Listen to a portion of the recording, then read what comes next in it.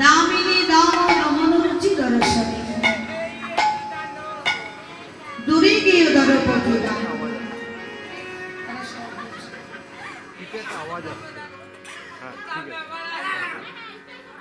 দামিনী দাম রমণরুচি দর্শনে দূরে গিয়ে দরপতি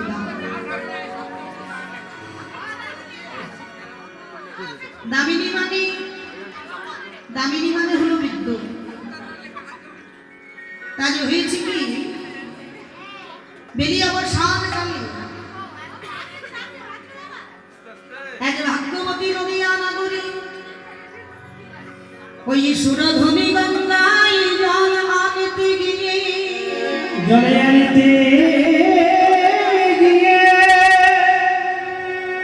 ওই সুরধনীর তীরে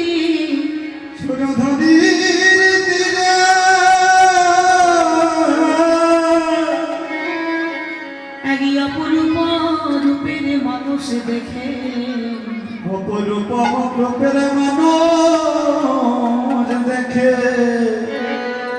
সেই ভাগ্যবতী নদিয়া নগরী এক অপরূপ রূপের মানুষ দেখেছে মাগো। আর সেই মানুষটাকে দেখে সে ঘরে ফিরছে। আর ঠিক সেই সময় আর এক নদিয়া নগরী সেই যাচ্ছে সুরধনী গঙ্গায় জল আনতে। হরিবল হরিবল। তা সেই নাগরী ওই নাগরীকে দেখে বলছে, নাগরী রে আজ আমি সুরধনীতে জল আনতে গিয়ে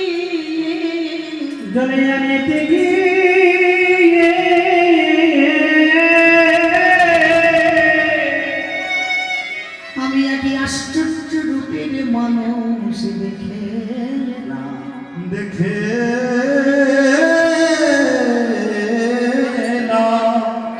যে রূপের মানুষ আমি দেখলাম এমন রূপের মানুষ আমি কখনো দেখিনি মাগো। এমন রূপের মানুষ আমি কখনো দেখিনি। এমন এক রূপ বড় আশ্চর্য, যে রূপের সঙ্গে এই জগমাঝে কোনো কিছুর তুলনা করা যায় না, কিছুই নেই তুলনা করার মতো। তা সেই নাগরী বলছে, নাগরী রে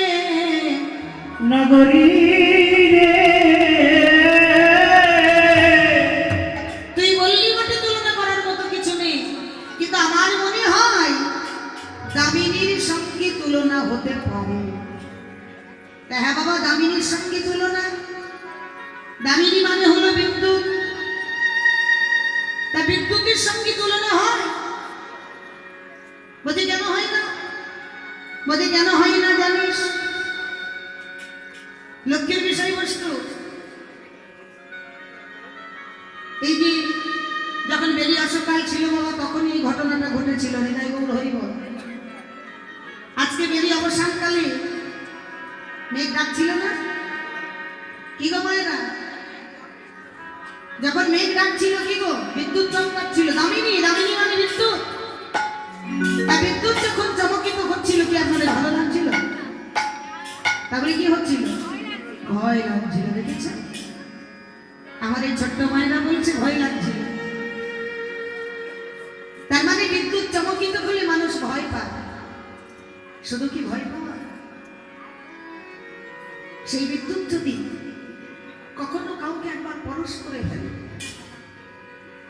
না জানি সেই বিদ্যুতের পরশে কতজনের প্রাণ চলে যায়। এইটাই শুরু হলো মোবাইল। বৈশাখ জ্যৈষ্ঠ মাস শুনতে পাবেন যেই জায়গায় বজ্রাঘাত হয়েছে, কত মানুষ মারা গেছে, কত গরু বাছুর মারা গেছে। তাহলে যে বিদ্যুতে প্রাণ নিয়ে নেয় সজনী, সেই বিদ্যুতের সঙ্গে গৌরবীর তুলনা হয় না রে?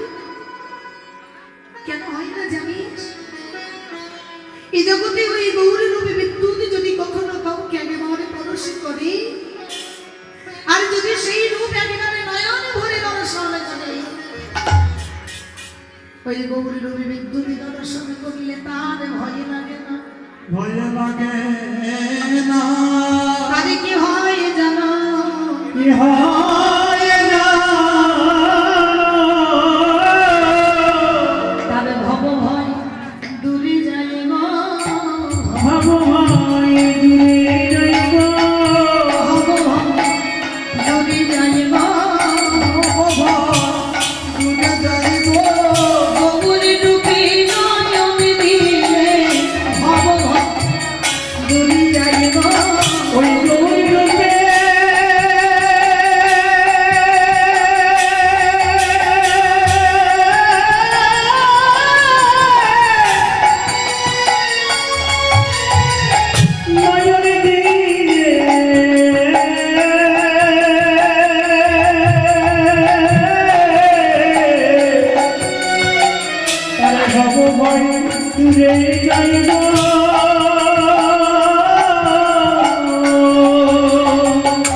ভাবো, গৌরী রূপে যদি একবার কেউ নয়ন ভরে দেখতে পায়, তার ভবভয় সব দূরে চলে যায়। তবে সেই রূপে দেখার মতো নয়নে চায়, দেখার মতো নয়নে চায়, সবাই দেখতে পাবে না। এখানে প্রশ্ন হতে পারে যে রাইধনী দেখতে পাবো না কেন, তো আমরা সবাই দেখতে পাচ্ছি। দুটো চোখ তো দিয়েছে, কানা হলেও দেখতে পাবে, কিন্তু যদি অন্ধ হয়ে যায় সে দেখতে পাবে না। তা মাগো সেটা এই পার্থিব জগতের রূপ, এই চর্মচক্ষু দিয়ে ওই গোবরের রূপে দর্শন করা যায় না।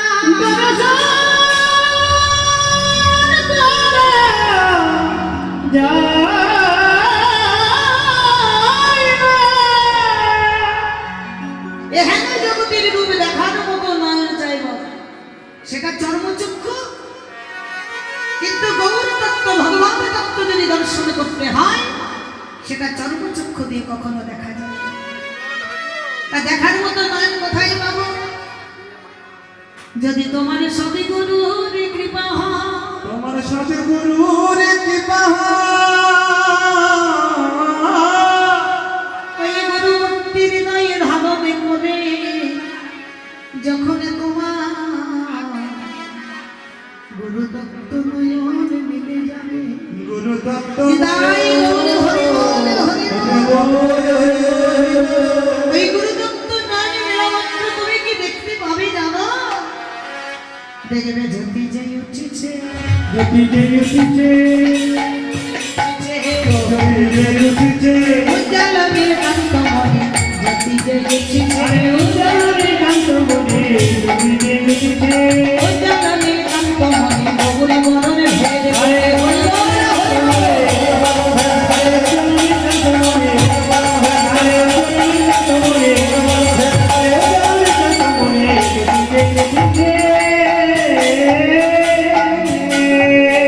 মহাজন কত সুন্দর বর্ণনা করে বললেন যে উজ্জ্বল নীলকান্ত মণি জ্যোতি, সেটা কোথা থেকে আসছে না, হেম সম্পুটে বংশীধার।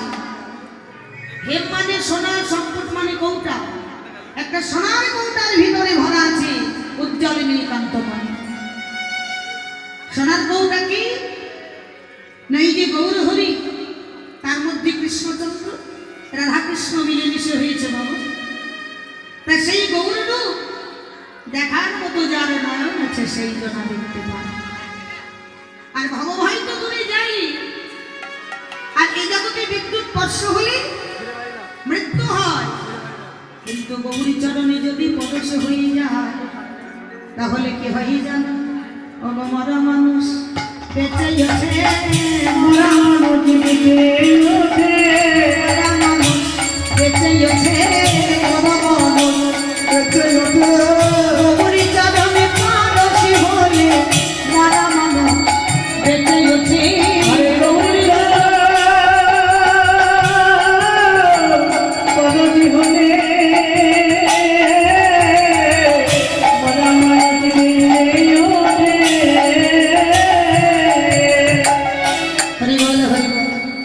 তাহলে গৌর চরণে যদি পরশ হয়ে যায়, সেই মৃত ব্যক্তি প্রাণ ফিরে পায়। এমন আমার গোড়ারও তা দেখতে হবে বাবা, বেঁচে আছি কয়জন। তত্ত্বের দিকে বলছে আমরা কি সবাই বেঁচে আছি? বলছে কেন, খাচ্ছি যাচ্ছি ঘুরে বেড়াচ্ছি কীর্তন শুনছি, আর আমরা বেঁচে নেই? নিতাই গৌর হরিব। প্রকৃত যদি ধরা হয় তাহলে সবাই বেঁচে নেই। কেন বাবা? জীবের গতি নিম্ন, এই যে অবনমন, আমারই মতো গলি হতো জীবে, এই সাধনহীন ভজনহীন জীবে,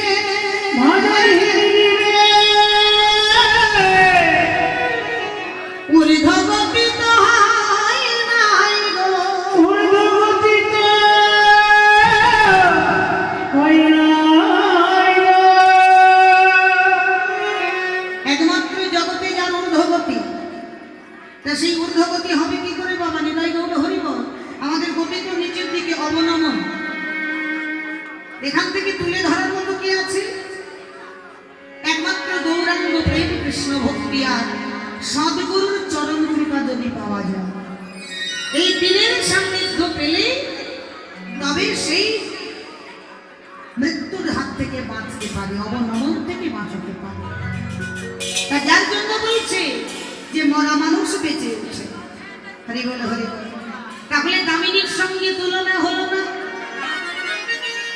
দামিনী দাম বিদ্যুৎ মালা, গৌর হরির গলে যে এক গাছা বড় মালা আছে, যেটা হচ্ছে শতবিজনীর মালা। তা বলছে সজনী, তা গৌর হরি রূপের সঙ্গে তুলনা করার মতো আমি পেয়েছি। কি পেয়েছিস? বলছে দামিনী দাম নমদ রুচি দর্শনে দূরে গিয়ে দরপকি দাম। দাগ মানে অহংকার, দর্পকার, মদনের দর্প হলো। তা সেই মদনের দর্প কি না? আমার মতো রূপবান পুরুষ জগতে কেউ নেই। আমি রূপবান, আমার মতো রূপের মানুষ জগতে কেউ নেই। তা সেই মদনের সঙ্গে তুলনা করে বলছে নাগরী, ওই গৌর হরি রূপের সঙ্গে মদনের তুলনা করা যায়? বলছে না, তুলনা হয় না, মদনের সঙ্গে তুলনা হয় না। কেন? বলছে দেখ, কামদেবের এতদিন পর্যন্ত অহংকার ছিল যে আমি শ্রেষ্ঠ রূপবান, কিন্তু যখনই নদিয়া নবদ্বীপ বাঁধে আমার গৌর চাঁদের উদয় হল, ওই সোনার গৌর হরিকে দর্শন মাত্র মদনের সমস্ত দর্পচূর্ণ হল। মদন বলছে আর আমার অহংকার নেই, এতদিন ছিল গো, কিন্তু আজকে আমি যে রূপে দর্শন করিলাম, সেই রূপে দেখেই আমার অহংকারে চূর্ণ হলো। আমার অহংকার রইল না গো, অহংকার রইল না গো।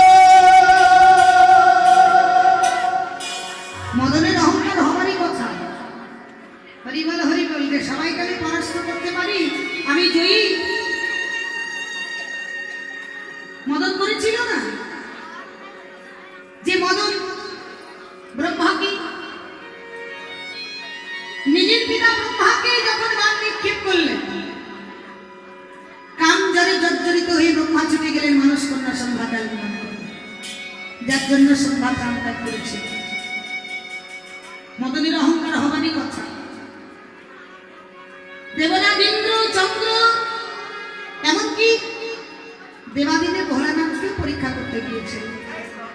ওই যে সম্মুখে ভোলানাথ বসে আছে, তবে ভোলানাথকে সরাসরি ভাবে পরাজিত করতে পারেনি, একটু কায়দা করে করেছিলেন। তৃতীয় নয়নে যখন বাণ নিক্ষেপ করেছিলেন, ভোলানাথের ধ্যান ভেঙে গিয়েছিল। আর ধ্যান ভাঙা মাত্র কামদেব ভস্য হয়ে গেলেন, দেহটা হারিয়ে গেল। আরো শক্তিশালী হলো, নাম হয়ে গেল অনঙ্গ, অঙ্গ নাই অনঙ্গ। তাই সেটা শুধুমাত্র সতী সাধ্বী রমণী কামদেবের স্ত্রী রতি। রতি যখন ভোলানাথের চরণে ধরে বিনতি করল যে আমি বিধবা হয়ে যাব, আমার স্বামী দেবতাকে ফিরিয়ে, তা যার জন্য বললো যে তোমার স্বামী জগতে চির জীবিত থাকবে, তবে তার দেহ থাকবে না। তা সেই মদন বলছে যে আজকে আমি যে রূপ দেখলাম, এতে আমার অহংকার চূর্ণ হল, তাই মদনের সঙ্গে তুলনা করা যাবে না সাধনী। তাহলে আর কি আছে? বলতে জানিস, এই সুরধ্বনি গঙ্গায় যখন আসছিলাম, ওমা আস্তে আস্তে পথের পাশে সরোবরে দেখিলাম সামনে ফুলে ফুটে আছে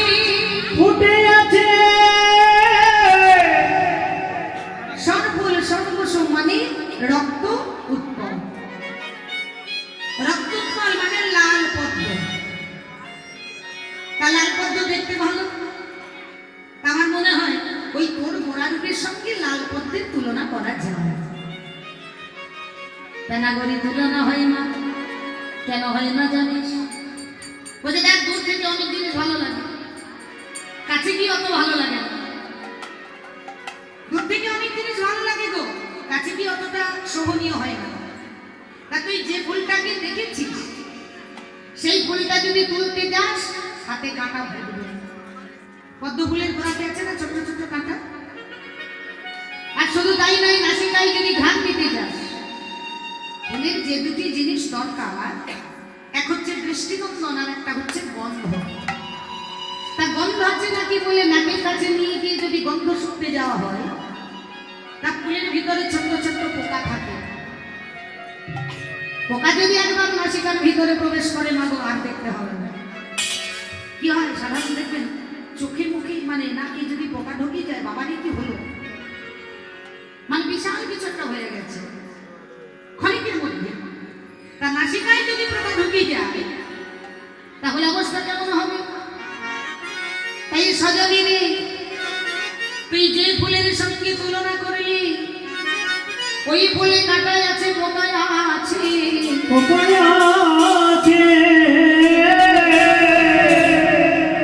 আর তত্ত্বের দিকে বাবা আমাদের এই দেহ, ওই যে মাতৃগর্ভ থেকে যখন এসেছি মন রূপী পদ্ম ফুলে যতন করে রেখে দিয়েছি গৌর হরির চরণে দেব বলে।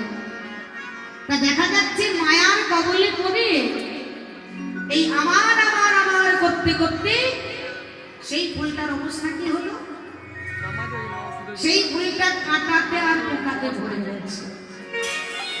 কাঁটাতে পোকাতে ভরে গেছে। এখানে কাঁটার পোকা কোথায়? বলি একটা নয় দুটো নয়, তাহলে বলি শোন, তাতে 5টি কাঁটা 6টি পোকা। 5টি কাঁটা 6টি পোকা, 5টি কাঁটা 6টি পোকা, আরে 5টি কাঁটা 6টি পোকা।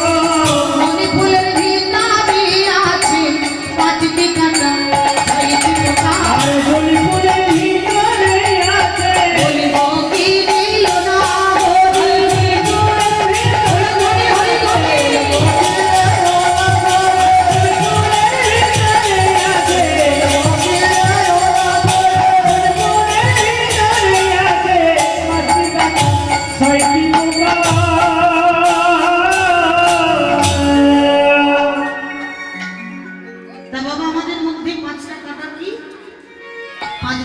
অহংকার, যেটাকে বলছে জাতি বিদ্যা মহত্তাঞ্চ রূপ যৌবনমেবচ।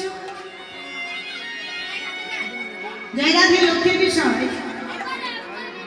আমাদের এই জগমাঝে কিছু থাকবা না থাক, কিছু থাকবা না থাক, অহংকার কিন্তু আছে। তাকে যে কোনো দিক দিয়ে আসতে মহাদেব বলছে একটা নয় দুটো নয় 5 রকমের। জাতির অহংকার, বিদ্যার অহংকার, মহত্বের অহংকার, রূপের আর যৌবনের 5 রকমের অহংকার। তা এই 5 রকমের অহংকার নিয়ে ওই যে 5টা ছেড়ে দিলাম বাবা, একটা যদি হয় তাহলে তার ভক্তি রাজ্যে যাওয়া নিষিদ্ধ। অহংকার হলেই পতন হবে। আর দর্পহানি কোনোদিন কারো দর্প রাখে না। তা এই যে অহংকার, যেমন বলছে যে জাতির অহংকার, তবে আমি করজোর করে বলছি সবার জন্য নয় বাবা, সবার জন্য নয়। যার এই অহংকার আছে সে কিন্তু এখানে এসে বসতে পারবে না। যে আমি বর্ণের শ্রেষ্ঠ ব্রাহ্মণ, যে আমি আগেই বলেছি আবারও বলছি যে সবার জন্য নয়। যে এমন যদি কারো থাকে যে আমি বর্ণের শ্রেষ্ঠ ব্রাহ্মণ, আর এই হরিবাসরে ব্রাহ্মণ চন্দ্রাল তো বাছাবাছি নাই, এখানে সবাই যখন এখানে আমার জন্য আলাদা ব্যবস্থা নেই বাবা, আমি এখানে বসতে পারবো না, গায়ে গা ফেললে জাত যাবে। আর যদি বা বসে যায় কোনো গন্ডগোল হলে তারা করে অহংকারের সহিত যদি কিছু পারি আর না পারি ওইটা ধরে একটা অভিশাপ দিতে পারে। এই যে অহংকার, বিদ্যার অহংকার, যে আমি অনেক লেখাপড়া জানি, এমএ দিয়ে পাস করেছি, কীর্তনিয়া কি বলবে? ওসব আমি বিশ্বাস করি না, আমি সব জানি। তা বাবা বিদ্যা অভ্যাস করে যদি গৌর হরিকে বিশ্বাস না করে, ওই যে বলেছে না যে চারি বেদ সরদর্শন করি আছে যেই জন, সে যদি গৌরাঙ্গ নাহি ভজন, কিবা তার অধ্যয়ন লোচনবিহীন জন তদৌপনে অন্ধে কিবা। কেউ যদি বিদ্যাভ্যাস করে যদি বলে যে যা করছে যা হচ্ছে সব বৈজ্ঞানিক, বাবা আমি বেশি দিনের কথা বলছি না, মাত্র একটা দিনের জন্য, যে বৈজ্ঞানিক যদি সব করেছে, একটা দিন সকালবেলায় সূর্য অস্ত যায় আর অস্ত যাবার সময় উদয় হোক, তা কিন্তু হয় না, সেই নিয়মাবলী। তাহলে ভগবানকে যিনি বিশ্বাস করেন না তার বিদ্যাভ্যাস করা কেমন? বলছে এই জগতে কোনো অন্ধের সামনে যদি আয়না দেওয়া হয়, হ্যাঁ আমি যদি দেখতে না পাই, তা আপনি যদি আমাকে আয়না দিয়ে বলেন যে রাজধানী তুমি কেমন দেখতে বলো, আমি পারবো না। তাই বলছে যে অন্ধ যেজন তার আয়নাই কোনো প্রয়োজন হয় না, তেমনি বিদ্যাভ্যাস করে যদি কেউ গৌর হরির ভজনা না করে, তার বিদ্যাভ্যাস করা না করার সমান, তার থেকে মূর্খ অনেক ভালো। তাহলে বিদ্যার অহংকার মহত্ব আমার চারিদিকে নামরা, আমি সবার সঙ্গে ভাবে বসতে পারবো না, আমার জন্য আলাদা ব্যবস্থা করতে হবে, এই যে একটা অহংকার। রবির অহংকার না বাবা, এই ধুলোয় বসে কীর্তন শুনবো, আমি কি সুন্দর সেজে এসেছি, 12টা বেজে যাবে। যৌবনের অহংকার কি? এই অল্প বয়সে কেউ হরিবোল বলে না কি গো?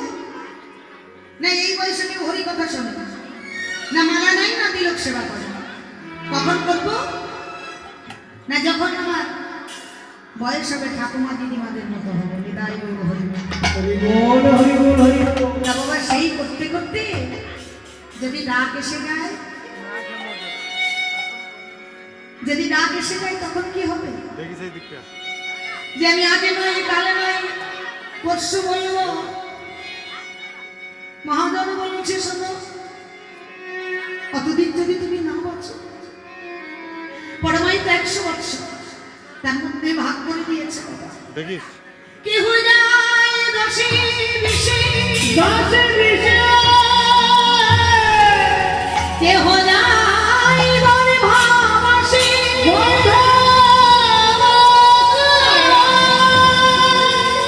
কেহ মারা 7 বছর পরে, 7 বছর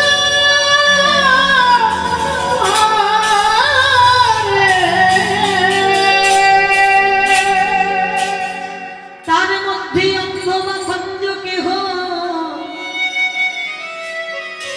কারবা গলিত পুষ্ট দেহ, গলিত পুষ্ট দেহ, আবার কারবা সর্বাঙ্গ সুন্দর শোভা করে, শোভা করে গো